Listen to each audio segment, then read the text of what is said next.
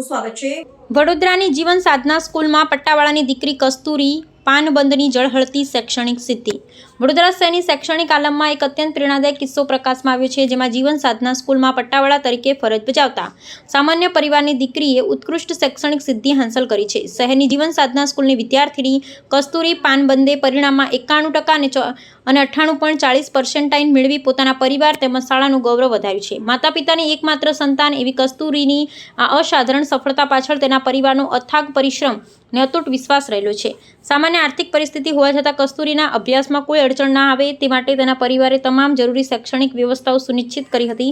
કસ્તુરીએ પોતાની આ સફળતાનો સંપૂર્ણ શ્રેય તેના માતા પિતા અને દાદી તરફથી મળેલા સતત માર્ગદર્શન, હૂંફ તેમજ હકારાત્મક પ્રોત્સાહનને આપ્યું છે।